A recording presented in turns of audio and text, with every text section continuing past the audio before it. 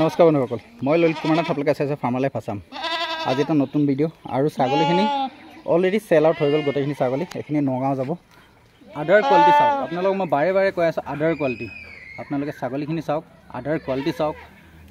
কোৱালিটিত সদায় মই কওঁ, কোৱালিটিত বস্তু চব ছাগলী আদাৰ চাব, চব ছাগলী। এই আছাম হিলগজনী আদাৰ দেখাওঁ আপোনালোকক, চাওক কেনেকুৱা ধুনীয়া। এইবিলাকত ছাগলী যেতিয়া আপোনাৰ পোৱালি হ'ব, কোনো পোৱালি যেতিয়া মৰ্টেলিটি কোনো চান্স নাথাকে, ঠিক আছে।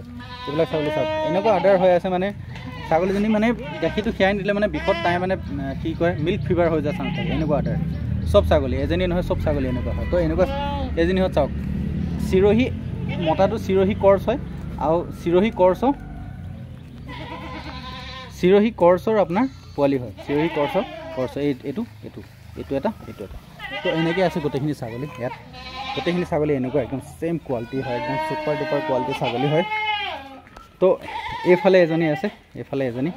এনেকুৱা ছাগলী যদি কাৰোবাক লাগে, ঠিক আছে, মোক কণ্টেক্ট কৰি ল'ব, মই আপোনালোকক নিশ্চয় দিয়াই দিম। সেইজনী এজনী টোটেল 15জনী ছাগলী আছে, এনেকুৱা ছেম কোৱালিটি ছাগলী 15জনী ছাগলী আছে।